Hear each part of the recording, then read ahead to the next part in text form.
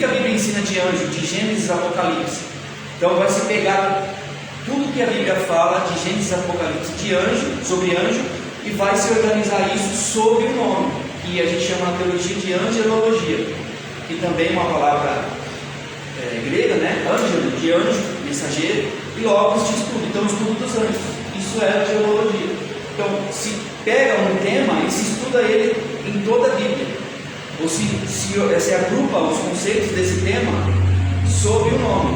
Por exemplo, na teologia sistemática a gente tem cristologia, que é o estudo de Cristo, teologia, teontologia, que é o estudo de Deus, teontologia, estudo de Deus, é o que a gente vai estudar hoje. Porque o que quer dizer teontologia?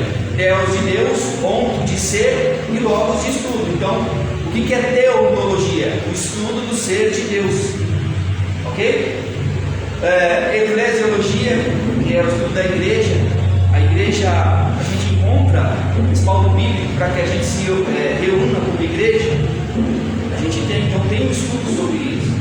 Então, todos esses conceitos são agrupados sob um nome e se agrupa, os conceitos, tudo que a Bíblia fala a respeito de tal, sobre isso é a teologia sistemática. E aqui tem os outros grupos da teologia, a teologia bíblica, histórica, prática ou pastoral, que não tem a gente agora. Então, na verdade, essa revista aqui, ela traz um apanhado geral daquilo que a gente estuda na teologia sistemática. Ou seja, as principais doutrinas bíblicas reunidas em um só volume. E isso é importante por quê? Porque é a base da nossa fé. É a base da nossa fé. A gente precisa saber responder, como o apóstolo Pedro diz, aqueles que nos questionarem: no que vocês creem? No que vocês acreditam? E quando a gente for interrogado por alguém que não faz parte do contexto cristão, a gente precisa saber responder a base da nossa fé. Quem é Deus? Quem é Jesus? O que eu preciso fazer para ser salvo? A igreja é importante ou eu posso ser um desigrejado? Então, todas essas questões, essa revista vai procurar dar uma base para a gente. Por isso é fundamental para que a gente estude esse tema, para que a gente saiba. Não só isso, para que a gente também não seja enganado. E para mim é a base. O que é a doutrina bíblica? Então, só revendo, só reafirmando o conceito. Doutrina bíblica é um conjunto de princípios que, tendo como base as Sagradas Escrituras, orientam o nosso relacionamento com Deus, com a igreja e com os nossos semelhantes. Então, esse conjunto de princípios, esse conjunto de valores, é a base a qual vai orientar a nossa conduta. E essa base está na Bíblia. Por isso que é a doutrina bíblica. Então, a Bíblia ela tem uma série de princípios que vai nos orientar para quê? Para o nosso relacionamento com Deus, orienta o nosso relacionamento com Deus, com a igreja e com o nosso semelhante. Esse é o objetivo de se estudar. Porque a gente conhecendo as doutrinas bíblicas, o nosso relacionamento com Deus ele vai ser melhorado. A gente vai melhorar com relação a isso, porque a gente vai conhecer um pouco melhor o nosso Deus, como Ele age, como Ele se relaciona com o seu povo, com a sua igreja. Também vai nos ajudar a nós entendermos melhor o que é a igreja e isso deve nos levar a servir melhor a igreja. E não só isso, também com o nosso semelhante. A nós entendermos que Deus é um Deus que preza pela comunhão. Porque o próprio Deus é uma comunhão de pessoas. Quando Deus criou o homem, o que Ele diz? Façamos o homem à nossa imagem e semelhança. Está vendo que Deus ele usa o plural para se referir a Ele próprio? Façamos o homem. Quer dizer que Deus ele preza pela interação entre as pessoas. Jesus diz: onde estiverem 2 ou 3 em meu nome, eu estarei no meio deles. Por que 2 ou 3? Não pode ser um só, como eu falei semana passada? Se eu estiver sozinho na minha casa orando, Deus está comigo? Sim ou não? Sim. E, então por que Jesus fala estando 2 ou 3? Quer dizer que Jesus está falando que tem que ter mais de um. Ele está dando ênfase ao quê? A comunhão, ao ajuntamento. Isso é a igreja, esse ajuntamento de pessoas que têm o mesmo Deus, que tem o mesmo entendimento a respeito das coisas de Deus. Essas pessoas se ajuntam para louvar, para glorificar, para adorar a Deus. Isso a Bíblia chama de igreja, e Jesus está no meio dessa comunhão. Então, quando a gente estuda teologia, não é para a gente ser o nerd da igreja. A gente estuda teologia para a gente melhorar nosso relacionamento com Deus, a nossa vida na igreja e o nosso relacionamento com o nosso próximo, seja ele crente ou não. Amém ou não? Para isso a gente estuda teologia, não é para querer. Quem estuda teologia pensando em aparecer, em querer saber mais que os outros, não entendeu nada. Não entendeu nada. Tá certo? Pode passar.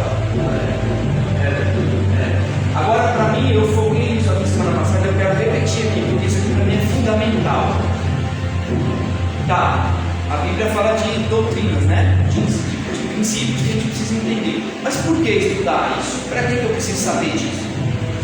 Por causa disso aqui, ó. Palavras de Jesus, Mateus 7, 21 a 23.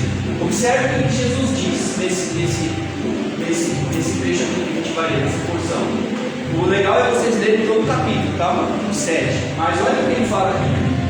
Nem todo aquele que me diz Senhor, Senhor, entrará no reino dos céus, mas apenas aquele que faz a vontade de meu Pai que está nos céus. Muitos me dirão naquele dia. Que dia? O dia da prestação de contas. O dia em que todos nós nos apresentaremos diante de Deus para prestarmos conta daquilo que nós fizemos aqui nesse mundo, nessa nossa vida. Se vocês observarem na Bíblia de vocês, algumas Bíblias colocam esse dia com D maiúsculo, porque esse dia é um dia especial, é um dia que Deus vem falando desde o Antigo Testamento. Esse dia é o dia do Senhor, é o dia da prestação de contas. Então, nesse dia, muitos vão dizer para o Senhor Jesus: Senhor, Senhor, não profetizamos em teu nome?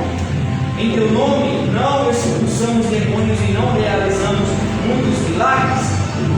Então eu lhes direi claramente: nunca os conheci, afastem-se de mim, vocês que praticam mal. O que esse texto me diz? Me diz que nesse dia, no dia da prestação de contas, muitas pessoas estarão convictas de que fizeram tudo certo, de que fizeram, de que realmente seguiram aquilo que eles entendiam que era certo. Por quê? Essas pessoas vão dizer para Jesus: ó, mas espera aí, Jesus, eu profetizei. Como assim? Eu profetizei em teu nome. Eu expulsei demônios em teu nome. Eu fiz milagres em teu nome. Jesus, ele não se opõe a esses milagres, a essas profecias. Ou seja, Jesus não está dizendo que eles não fizeram, mas a despeito disso, tudo que eles fizeram à parte de Jesus, porque Jesus não conhecia eles. Isso significa que a gente pode estar indo para a igreja, pode estar servindo a Deus, pode estar profetizando, fazendo milagre, mas mesmo assim a gente ainda pode ser desconhecido de Deus. Por quê? Porque eu posso estar fazendo tudo que eu estou fazendo, mas seguindo pessoas que estão ensinando coisas que não faz parte da Bíblia. Eu tenho uma dúvida nesse tema em específico. Eu sempre ouço falar que você será salvo desde que você descer das águas, desde que você for batizado. Mas como que uma pessoa, que sai da Deus, de repente essa pessoa não desceu as águas, mas ela tem um coração bom, ela pratica aquilo que Deus quer que pratique, mas ela não é vencedora. Se ela, Deus a recolher, ela não vai ser salva porque ela não desceu nas águas? Primeira coisa, o batismo nas águas não é princípio para salvação. Nem batismo, nem as obras, nem boas obras. Nada disso salva ninguém. Quem salva é Jesus Cristo. Jesus é que salva. E como é que ele salva a gente? A partir do momento que a gente reconhece o que ele fez por nós, na cruz, o sacrifício que ele fez por nós, a gente o aceita, o recebe, se arrepende dos nossos pecados e começa uma vida com ele. Então, esse é o caminho da salvação. Não é boas obras, não é o batismo, nada disso vai salvar. Tá? Agora, se a gente tem a condição de se batizar, a gente tem a água, tem a igreja, tem tudo, por que não batizar? Tem a oportunidade, exatamente. Por exemplo, vamos dar um exemplo bíblico. O ladrão lá, o ex-ladrão da cruz, que se converteu no último minuto. Ele não foi batizado. Será que ele não foi salvo? Essa é a minha pergunta. Ele foi salvo porque Jesus disse para ele: ainda hoje você estará comigo no paraíso. Ele foi salvo e não foi batizado. Por quê? A condição ali não tinha como ele ser batizado, mas a ordenança de Jesus para os discípulos são duas, na verdade: ceia e batismo. Quer dizer que se a gente tem a condição de se batizar e tem a condição de participar da ceia, da comunhão, a gente deve fazer. Agora, tem casos que não tem condição, tem casos que não tem como a pessoa se batizar. Isso não quer dizer que ela não vai ser salva. Ela vai ser salva a partir do momento que ela reconheceu Jesus e aceitou Jesus na vida dela. Eu agora, a questão das boas obras não salvam ninguém. O apóstolo Paulo vai falar que a obra mais espetacular que eu faço para Deus é como um trapo de imundícia. Quer dizer que não é pelo que eu faço que eu vou ser salvo, é pelo que Jesus fez. E tudo que eu faço de boa obra deve ser a partir daquilo que Jesus fez. Ou seja, Jesus morreu por mim. O Espírito Santo me convenceu que eu sou um pecador. Eu recebi Jesus na minha vida, eu quero começar uma vida com Ele. Então tudo que agora eu fizer vai ser a partir desse entendimento, ou seja, eu vou fazer boa obra por quê? Porque primeiro Deus fez por mim. Então em entender isso, em querer viver uma vida com Ele, Ele vai pedir para mim, para que eu ame vocês, para que eu ajude vocês, para que eu ajude o pobre. Ele vai pedir isso para mim, então eu vou fazer por quê? Porque eu o amo e Ele me salvou. O próprio Jesus diz: se vocês me amam, vocês irão obedecer os meus mandamentos. Então eu não obedeço a Deus para ser salvo, eu obedeço a Deus porque eu já fui salvo e eu agora estou numa vida com Ele. Resumindo isso, mas a gente vai falar disso quando a gente falar da doutrina da salvação, tá? Isso vai ficar bem claro. Então, batismo não salva, boas obras não salvam. O que salva é Jesus. Jesus é eu reconhecer que me arrepender dos meus pecados e iniciar uma nova vida com Ele. Não diminui o fato de você não ter tido condições de morar num lugar tão distante de uma cidade, não ter registrado seus filhos, elas continuam sendo suas. O batismo é a mesma coisa. O impossibilitado do batismo não diminui o fato de eu não ter conseguido ser batizado e deixar de servir Deus por causa disso. Continua servindo Deus do mesmo jeito. Você não registrou o seu filho, mas ninguém disse, né? É sua filha, você sabe que é. E Deus também sabe que eu sou filho dele, mesmo não tendo batizado. Agora, quando eu posso, é diferente. É porque são duas ordenanças que Jesus deixou, né? A ceia, e por que ele deixou essas ordenanças? Porque a ceia? Porque a ceia ela estimula o quê? A comunhão, a gente compartilhar o pão. E essa é a ideia da ceia. E reconhecer, e Jesus disse que vocês devem fazer isso até que Ele volte. Então é um cerimonial que tem uma certa memória, traz uma carga de memória. Já o batismo é algo simbólico para mostrar que você morreu para aquela antiga vida e está nascendo para uma nova vida. O batismo simboliza isso. Então por isso que ele deixou essas ordenanças. Para eu mostrar o batismo, por exemplo, para eu mostrar de forma externa aquilo que já aconteceu internamente em mim. Então quando eu me batizo, todo mundo está vendo que eu agora sou uma nova pessoa. Embora esse novo nascimento já aconteceu dentro de mim, pelo Espírito Santo. Eu só estou tornando público o que aconteceu. Então se eu posso batizar, eu devo. Agora, se não tem condição, como o pastor disse, não é pelo fato de você não se batizar que você não é filho de Deus. A condição não permitiu. Por exemplo, pessoas em igrejas do Oriente Médio, que é totalmente perseguida. É difícil para essas pessoas, né, terem uma vida pública de fé cristã, por causa da perseguição. Mas nós no Brasil não, aqui a gente faz até errado, né, de tanta liberdade que a gente tem. Então a gente pode. E no Brasil não tem justificativa para não se batizar, a não ser que, eu vou repetir, questão de doença, questão de enfim. Tá? Mas se puder fazer, a gente deve fazer. Tá bom? Quando a gente falar de doutrina da salvação, a gente vai voltar nesse assunto. Tá? O que eu preciso fazer para ser salvo? Quem é que me salva? É eu? Preciso fazer alguma coisa para ser salvo? Ou eu não preciso fazer nada? Entendeu? A gente vai voltar nesse tema. Então, muitas pessoas estarão convictas de que fizeram tudo certo, mas Jesus vai dizer que não conheceram. Por quê? Porque fizeram as coisas, mas não estavam de acordo com o que a Bíblia estabelece. A gente vê isso hoje. Muito ensino errado no YouTube lá, para quem vê e assiste o YouTube. Tem muita coisa errada ali. Tem pessoas que estão fazendo coisas que estão completamente fora da Bíblia. Tá?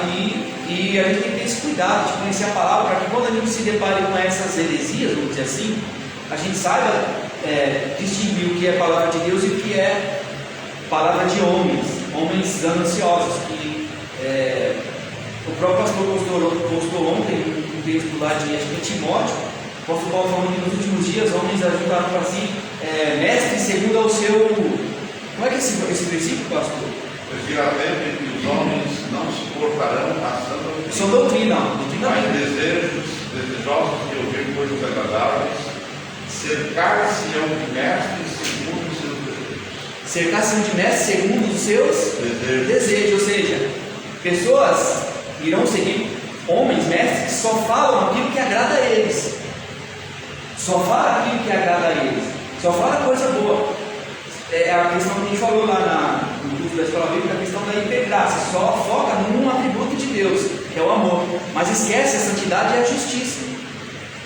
Então são essas pessoas, são esses homens que têm a intenção de só falar aquilo que agrada. Para quê? Para ser bem recebido.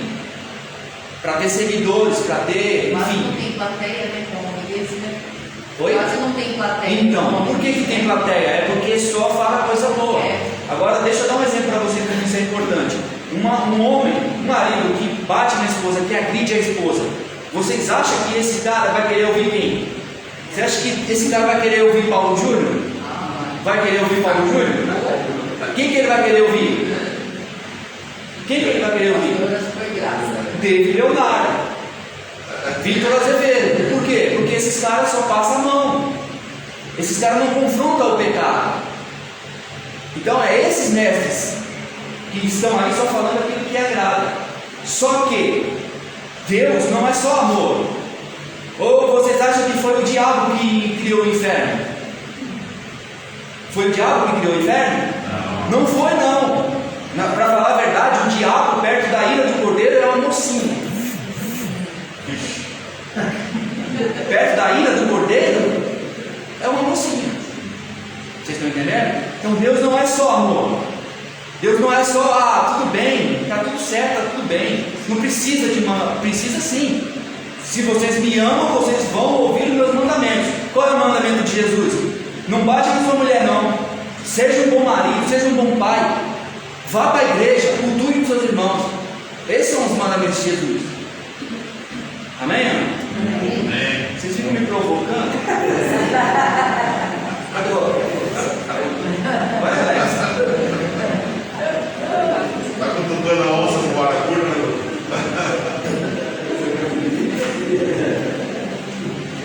Tudo novo, hein? Controle. É, eu vou. Por favor.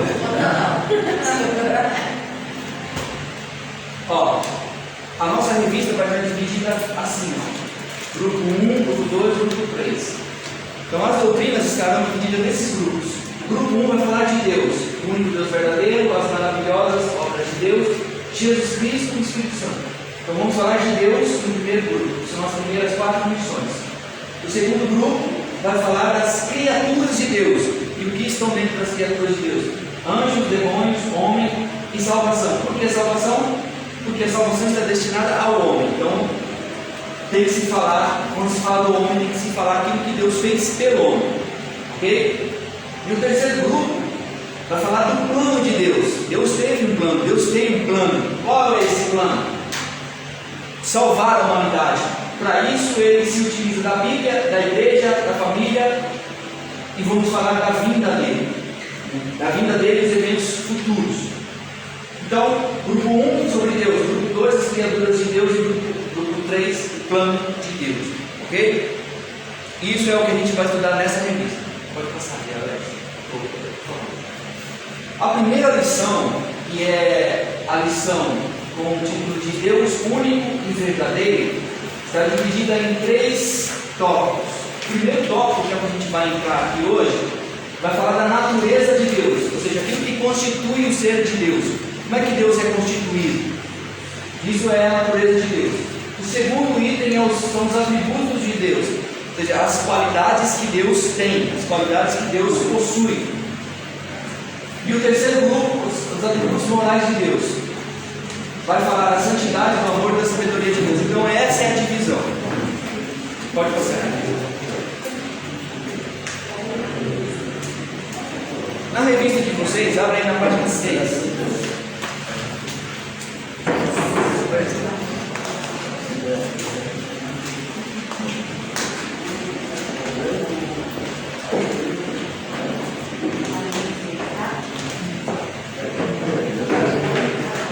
Está falando um?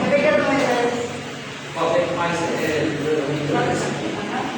era deles? Não, Empresário? é bom dia e a Luz. É o senhor que tinha pedido? Não, essa é outra, mas depois você pega mais. Tá bom. Lição 1, página 6 da apostila aí. Estão acompanhando aí? Vocês estão vendo aí esse quadro que está bem do lado do canto da página? Fala Deus muito verdadeiro, introdução, aí foi o gráfico que a gente viu agora aqui. Volta aí um pouquinho, Alex. Tá vendo? Isso aqui que a gente viu está na revista de vocês aí do lado. Deixa eu ver aqui, peraí. Do lado direito. Do lado direito está esse gráfico. A introdução. Esquerda. Bom, aí você sabe. Sou ruim demais de novo. Então é isso, tá? Mas antes da gente entrar na própria natureza de Deus, uma coisa é importante a gente saber. O que é importante a gente saber? Isso aqui, ó. A cognoscibilidade de Deus. Cognoscibilidade vem de cognição, cognitivo, de relativar conhecimento, entendimento, conhecimento. Então, a cognoscibilidade de Deus significa que nunca nós poderemos entender Deus completamente. Nunca nós vamos entender Deus completamente ou plenamente. Por quê?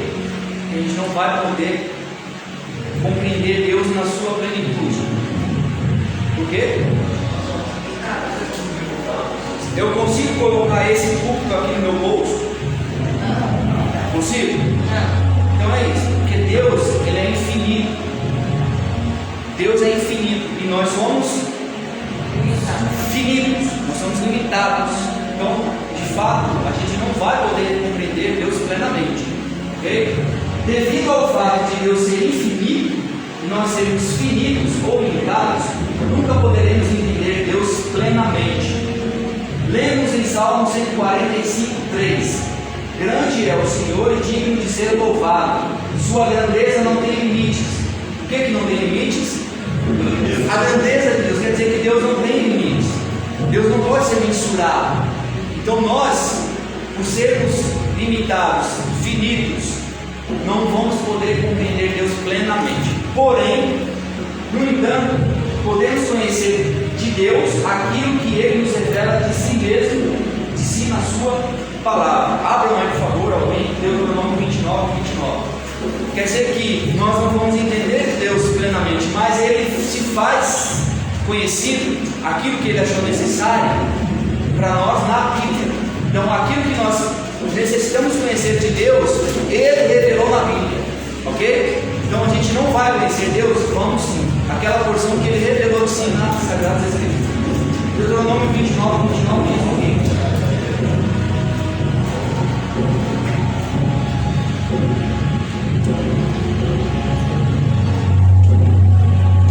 Quem achou, leia, por favor. Olha lá, 9:30. Vai. Essa é a aula que você tem. As coisas encobertas pertencem ao Senhor, o nosso Deus, mas as reveladas pertencem a nós e aos nossos filhos para sempre, para que sigamos todas as palavras desta lei. Está vendo? As coisas ocultas pertencem a Deus. Quer dizer, tem coisas que Deus não quis revelar para nós, mas as reveladas pertencem a nós. Então é responsabilidade nossa conhecer aquilo que Deus revelou de si na palavra dele. Ok? Então vamos entender Deus plenamente? Não, mas de algum modo vamos entender Deus? Vamos. Do que? Naquilo que Ele se revela.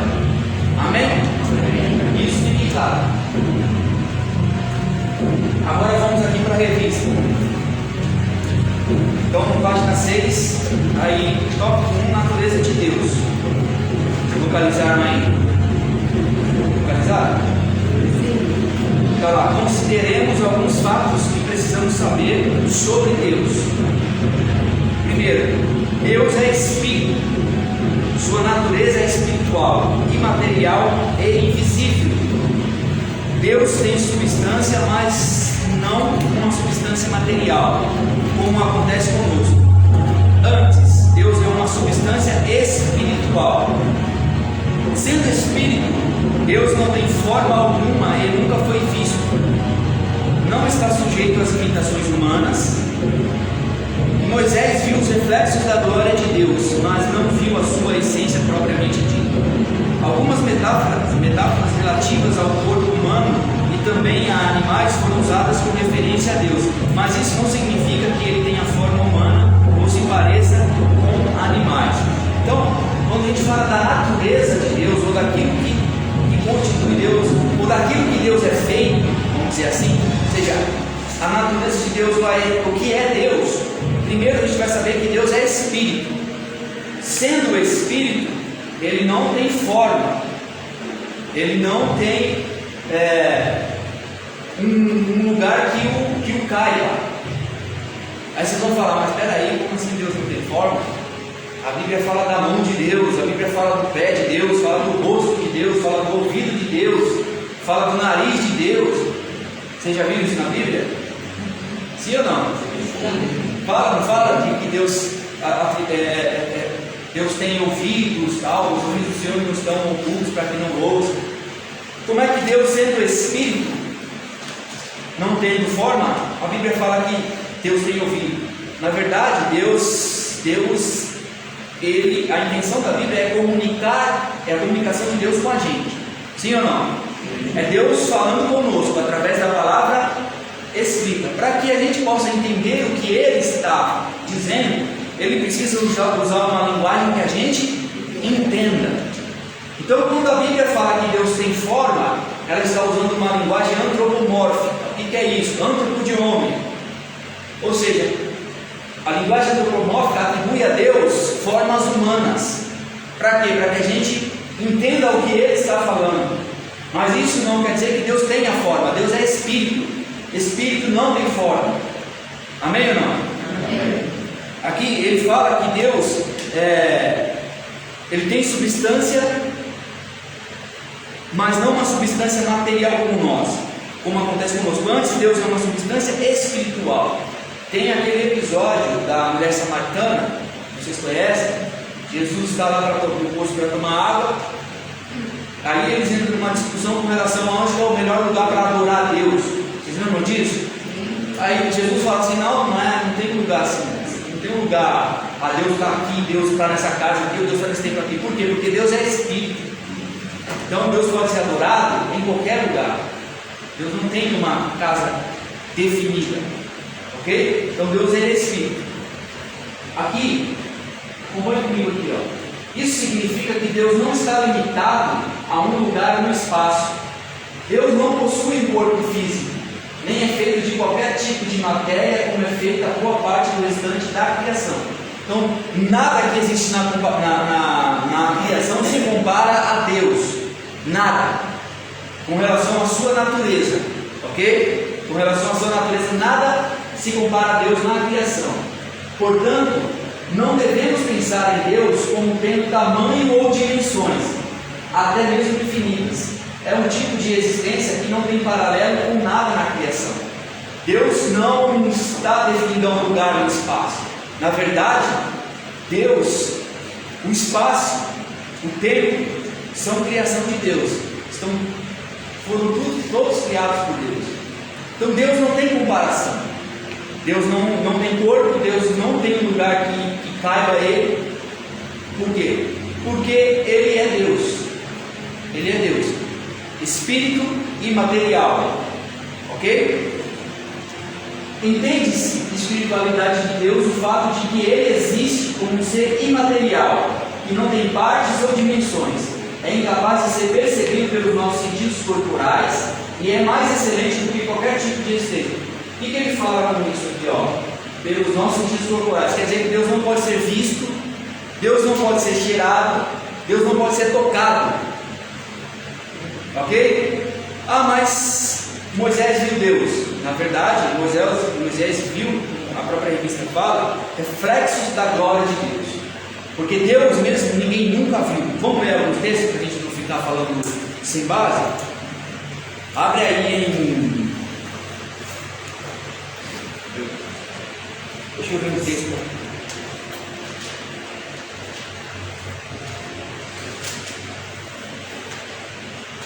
1 Timóteo 1,17. Outro abre aí em 1 Timóteo 6, 15 e 16.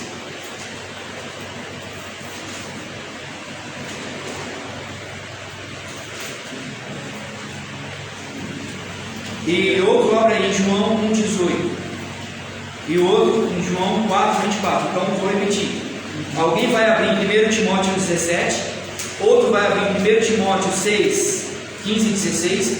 Outro vai abrir em João 1,18. E outro vai abrir em João 4,24. Então quem abriu aí primeiro já lê, por favor.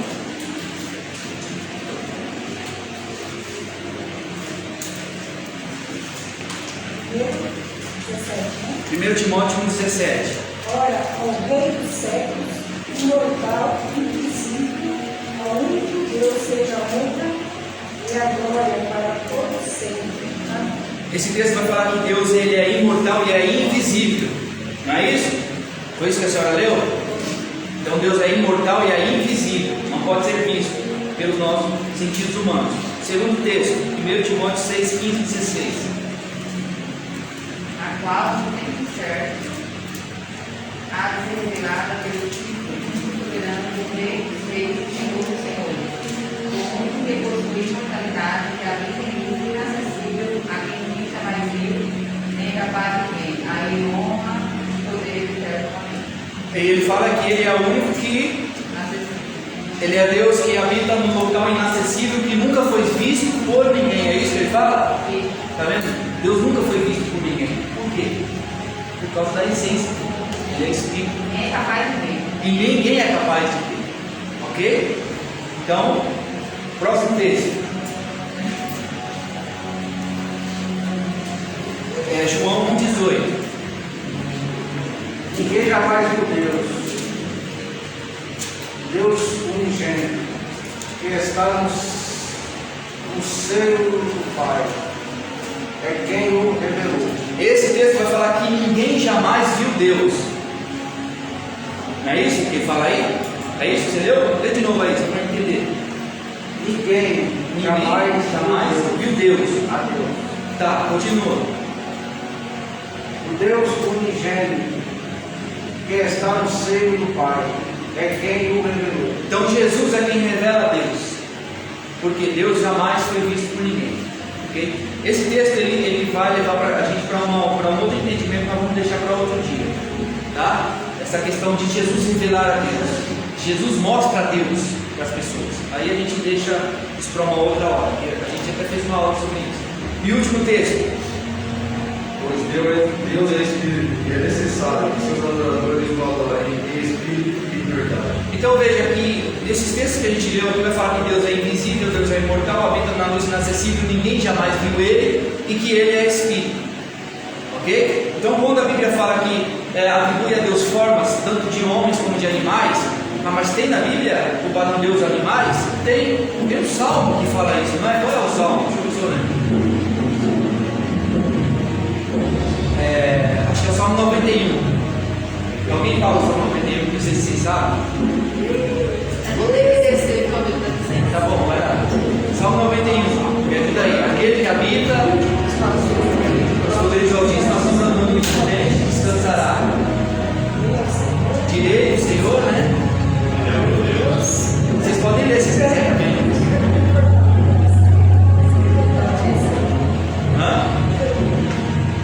Ele.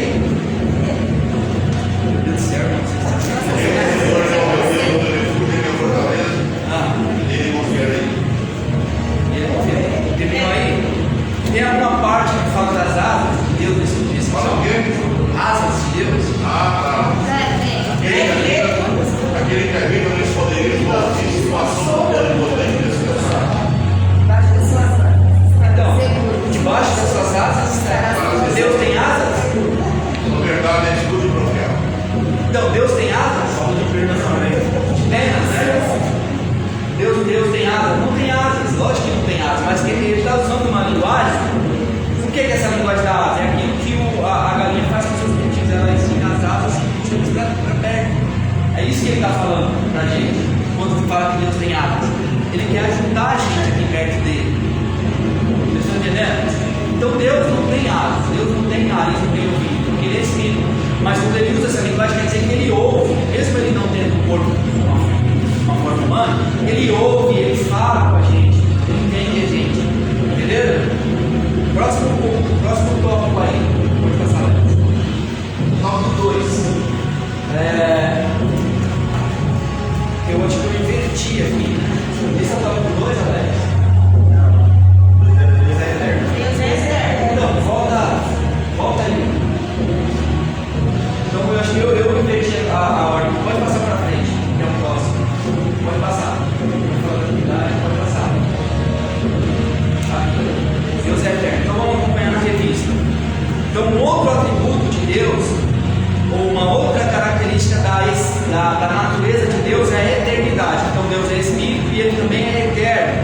vamos ler na revista. Deus não tem começo nem fim. Ele sempre existiu desde a eternidade e a sua existência nunca terminará. Nossas mentes limitadas não conseguem entender a ideia sobre algo infinito, quando o tempo ainda não havia começado. O fato é que a eternidade é a infinitude de Deus em relação ao tempo. Os homens, os anjos e toda a criação são seres finitos. Para Deus, o passado, o presente e o futuro são a mesma coisa. Por isso, Deus é imutável, Ele nunca muda. Ele opera segundo princípios eternos que não variam com a passagem dos dias. Então, o que a Bíblia vai ensinar? Que Deus é eterno. E o que é isso, eternidade? Ou seja, ele nunca existiu um tempo em que Deus não existisse. Ele sempre existiu e sempre existirá. Isso é eternidade. A gente consegue imaginar isso? Consegue? Por mais que a gente volte no tempo, a gente não consegue alcançar isso. Mas é o que a Bíblia ensina. Nunca houve tempo em que Deus não tenha existido. Na verdade, ele existe de eternidade a eternidade, é o que a Bíblia vai falar. Então, tudo que existe, anjos, homens, animais, natureza, universo, tudo teve um ponto de partida. Ok? E se teve um ponto de partida, quer dizer que é criação. Deus não teve ponto de partida. Deus sempre existiu. Ok? E nós temos os textos aqui que vai mostrar, depois a gente vai abrir. Mas é importante a gente saber que para Deus o tempo não é como a gente vê. O tempo de Deus não é o Cronos, que é o nosso tempo. O Cronos é o tempo linear. Começou aqui e vai seguindo uma reta até o infinito. Para Deus não. A Bíblia, quando se refere a Deus, ao tempo em relação a Deus, fala do Kairos. O Kairos é um termo que só se aplica a Deus, ou seja, Deus em relação ao tempo está fora do tempo, porque Deus criou o tempo. Ok? Acompanha comigo aqui, ó. A eternidade de Deus também pode ser definida da seguinte forma: Deus não tem princípio, nem fim. Depois vocês abram esses textos aqui, tá? Por favor. A gente só vai falar disso, ó. Vai vir nesse próprio. Depois vocês vão abrir para mim. Nem sucessão de momentos. Eu vou voltar aqui. A eternidade de Deus também pode ser definida da seguinte forma: Deus não tem princípio, nem fim, nem sucessão de momentos em seu próprio ser. Ele vê todo o tempo de forma igualmente real, porém percebe os acontecimentos no tempo e age no tempo. Então, para Deus não existe passado, presente e futuro. Para Deus está tudo diante dele. E ele vê tudo de forma vívida. Mas mesmo Deus, para Deus não tendo essa delimitação de passado, presente e futuro, Deus age no tempo. Ou seja, Deus sabe o que é o tempo presente para nós. Deus sabe qual é o nosso tempo, se nós estamos no passado, presente e no futuro. Está meio confuso, né? Mas vamos ler esse texto aqui, ó. Abre em Gálatas 4.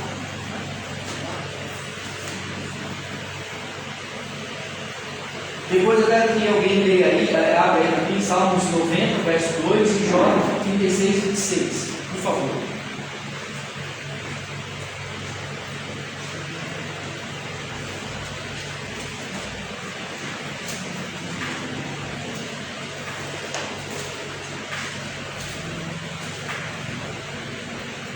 Acharam aí primeiro? Gálatas 4 e 5. Mas vindo à plenitude dos tempos, Deus enviou seu Filho, nascido de mulher, nascido sob a lei, para remir os que estavam debaixo da lei, a fim de recebermos a adoção de filhos. Amém. Olha, o apóstolo Paulo está falando assim, que Deus, lá do seu trono, olhando para a humanidade, diz: agora é a hora. Hora de quê? De mandar o seu filho, foi o pastor leu. Chegando à plenitude dos tempos, ou seja, chegou o momento exato. Deus olhando lá. É interessante que, como nós vimos que Deus é Espírito, você próprio usou um termo, Deus olhando do trono, É Isso. Nós precisamos dessa linguagem para que a gente possa definir Exato. e deixar claro na mente de Tá. que Deus, né, se apresenta dessa forma. Deus, a Bíblia vai falar de trono, de Deus sentado no trono, mas Deus está sentado de fato no trono. Essa linguagem é para a gente entender que Ele é soberano sobre tudo. Que Nós precisamos disso, né? Nós temos essa necessidade de Precisamos. ver que essa figura na nossa mente. É porque Deus precisa comunicar com a gente de uma forma que a gente entenda. É por isso que a Bíblia é a palavra de Deus e nunca vai deixar de ser a palavra de Deus. Porque Deus, Ele é Deus é tão Deus, que Ele sabe, eu preciso falar com aquela raça lá, de jeito que eles entendem. Olha como Deus é. E a gente entende. Quando o Tom fala de trono, a gente já sabe. Deus está lá governando tudo. Amém? Então, o que o pastor deu? Que chegou à plenitude dos tempos. Ou seja, Deus está lá olhando, a história passando, e ele, opa, é agora. Agora é a hora de Jesus ir ao mundo. Para quê? Para salvar a humanidade. Então Deus, embora o tempo não seja visto como a gente vê, Deus ele tem o controle, porque na hora certa ele está acompanhando. O estudo da física diz que a matéria, depois vocês viram os outros textos, tá? Vamos só concluir aqui. O estudo da física diz que a matéria, o tempo e o espaço têm que ocorrer juntos. Se não houver matéria, não pode haver nem espaço nem tempo. Logo, quando Deus criou o universo, a matéria, né, aquilo que é físico, também criou o tempo. Porém, antes de haver universo e tempo, Deus sempre existiu, sem princípio e sem ser influenciado pelo tempo. Que texto é esse aí, o Alex? Judas 25? Então abre aí Judas 25. Quando vocês abrem, olha só que legal. Deus, em algum momento, Ele deu a palavra, haja. Aí a matéria passou a existir. Juntamente com a matéria passou a existir o quê? O tempo.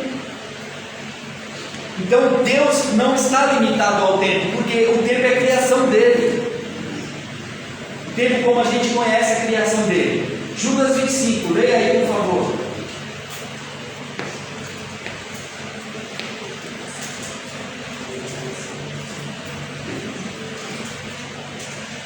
A gente tem até 10 horas, tá? Mas no caso aqui é 1:25, né, pastor? É que só tem um capítulo de Judas, então a gente já fala só direto do versículo 25. A este que é o único Deus, nosso Salvador, mediante Jesus Cristo, Senhor nosso, seja a glória, a majestade, o poder e a autoridade, em todas as eras, agora e por toda a eternidade. Amém. E todas as eras, ou seja, está se referindo ao passado, agora e na. Olha Deus falando de que Ele sempre foi Deus, das eras passadas, do agora e da eternidade. Então, quando Deus criou o universo, criou tudo, o tempo passou a ser contado a partir daí.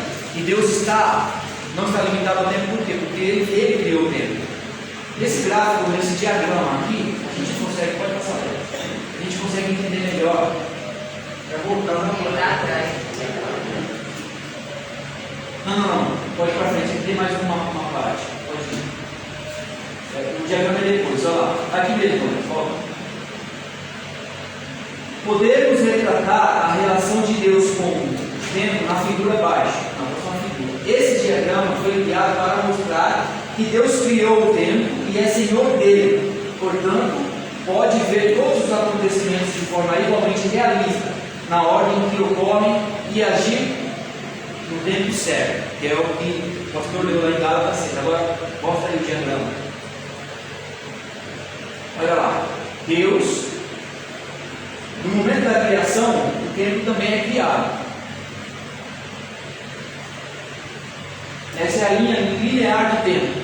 Tempo Cronos, que é o nosso tempo. Então, aqui, a partir da criação, se começa a contar. Então, veio a vida de Cristo, 2022, que é o nosso ano. O juízo final, que vai ser aquele grande dia do Senhor. E ali, após o juízo final, a gente entra na dimensão da eternidade. Ali o tempo deixa de existir. Vai deixar de existir. Por quê? Porque a gente vai entrar na dimensão da eternidade. Ou seja, a partir desse momento, o tempo já não existe. A gente vai viver eternamente com Deus. Então o tempo para de existir. O que é viver eternamente?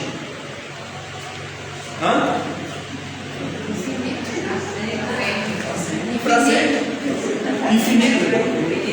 Então quer dizer que o tempo, a partir do momento em que Deus instaurar o novo céu, restaurar, o universo, criar um novo universo, um novo céu, uma nova terra, e a gente entrar na dimensão da eternidade, o tempo para de existir, porque aí vai ser eterno, vai ser para sempre. O que é isso? Eu não consigo pensar nisso, mas é isso mesmo.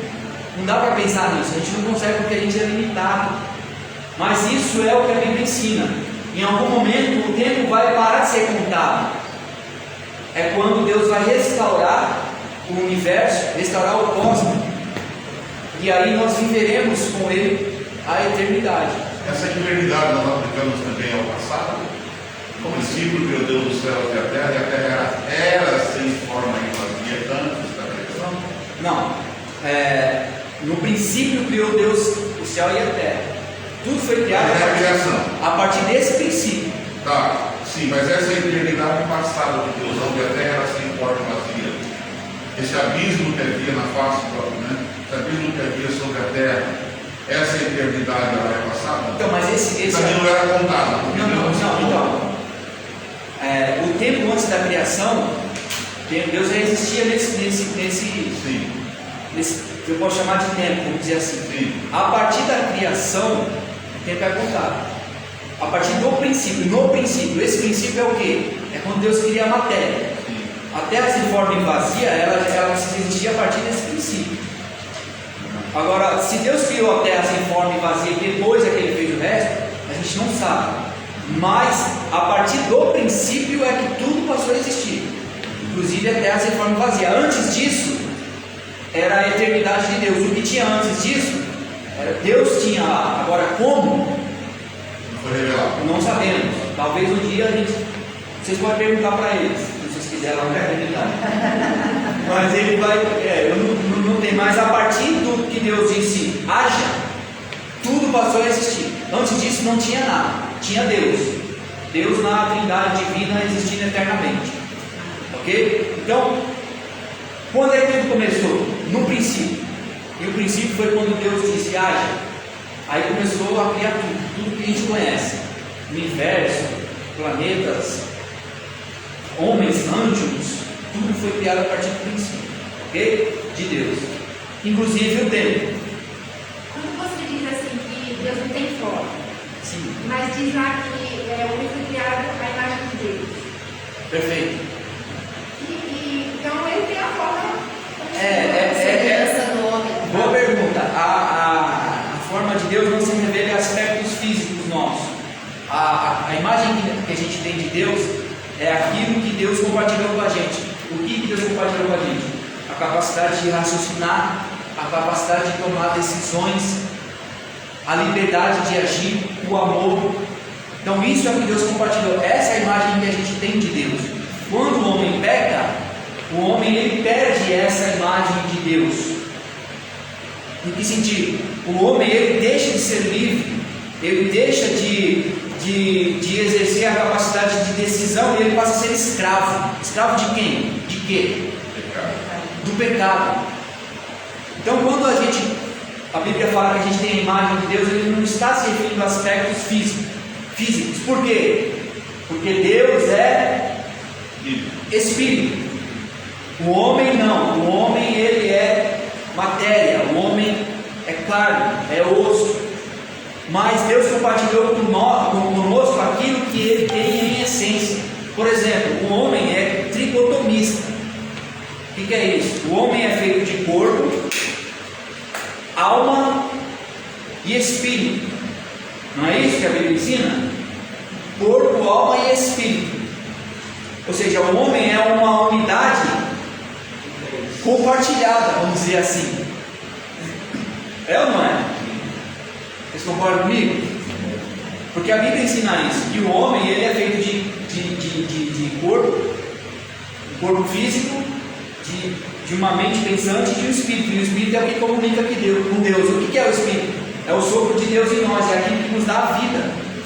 E quando a gente morre, há uma separação. É por isso que a morte é separação na Bíblia, em todos os sentidos. Por quê? Quando o homem morre, há uma separação dos elementos. O corpo vai para onde? Para o pó, para o cemitério, vai ser enterrado. E a alma e o espírito? Volta para Deus, porque é o que a Bíblia fala. Vai estar com Deus, até que Jesus volte. Quando Jesus voltar, o que ele faz? A trindade desse corpo. Essa triunidade do homem se junta novamente. Porque aí o homem ele só vai estar completo quando Jesus voltar. Porque até então, aqueles que morreram estavam em estado intermediário. Porque eles não estão completos. Por que não está completo? Embora sua alma e espírito esteja com Deus, o corpo dele está aqui na terra. Quando Jesus voltar, ele vai juntar tudo de novo, vai transformar num corpo igual ao dele, e aqueles que forem condenados serão condenados e lançados no lago de fogo. Aqueles que foram salvos por Jesus terão seus corpos restaurados e estarão com Deus na eternidade. E lá nós teremos alminhas, anjinhos voando de nuvem em nuvem. Alminhas? Não, nós teremos corpo igual ao de Cristo. E o corpo de Cristo é um corpo material, porque ele comeu quando ele ressuscitou. Ou não? Vocês não leram isso na Bíblia? Que ele comeu um pedaço de peixe com pão? O primeiro Mac Fish da história foi Jesus que comeu pão e peixe. Não foi? Depois de ressuscitado, não é? O corpo de Jesus ele junta aquilo que é o melhor da natureza física como espiritual, o metafísico. Porque Jesus ele é capaz de aparecer num lugar fechado, porque é isso que a Bíblia fala. Ele apareceu no meio dos discípulos, mas ele pôde, ao mesmo tempo ele pôde ser tocado. Então esse é o nosso corpo. Então os elementos se juntarão novamente. Tanto nós como os condenados terão seus corpos transformados, adaptados para viver eternamente. Uns na eternidade com Deus, outros na condenação eterna. Então, o homem tem a forma, tem a imagem e semelhança de Deus em aspectos morais, em aspectos de consciência, não em aspectos físicos. Por quê? Porque Deus é Espírito. Amém ou não? Amém. Então, semana que vem a gente continua,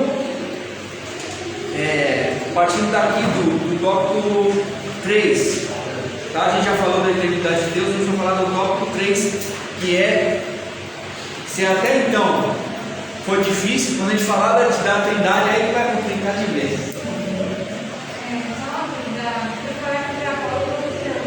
Não entendi. Jacó lutou com Deus. É o que ensina, mas era Deus que estava ali? Era Deus? Não Deus Espírito, mas Deus em teofania. O que é teofania? É Deus se manifestando de uma forma visível, de uma forma que pode ser pegada, que pode ser apalpada. Isso é teofania que a Bíblia fala. É Deus se mostrando de uma forma perceptível pelos nossos sentidos. Era Deus? Sim, em teofania, mas não Deus invisível. Assim, né? Deixa eu explicar melhor para não confundir vocês. Era Deus, tá? Deus imaterial, Deus Espírito, mas ele se mostrando de uma forma perceptível para o homem, ok? Era Deus, mas de uma forma perceptível. Então a Bíblia usa algumas figuras de linguagem para que a gente entenda Deus. Ela vai falar de antropomorfismo, que é Deus assumindo formas humanas. A Bíblia vai falar de antropopatismo, antropopatia. O que é isso? É quando se atribui a Deus sentimentos. A Bíblia fala que Deus se entristece. A Bíblia fala que Deus se alegra. A Bíblia fala que Deus se ira. Tudo isso é linguagem para que a gente entenda. Isso é uma linguagem antropopática, ou seja, Deus usando a linguagem dos sentimentos humanos para se comunicar para que a gente entenda e saiba que Ele se entristece. Ok? E a teofania é uma forma de Deus se revelar à humanidade. Deus assumindo uma forma humana, para que o homem veja e fale, e é possível de ser tocado, ser percebido pelos nossos sentidos. Ok? Então tudo isso é o que Deus faz para se revelar para nós. Porque se Deus não faz assim para finalizar, o homem, quando quer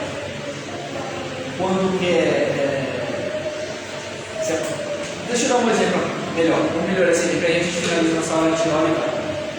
Por exemplo, se a gente acender um farol de um carro e ficar na frente dele, vocês vão, supor que eu fiz isso, acendi o farol do meu carro, o farol alto e fiquei na frente.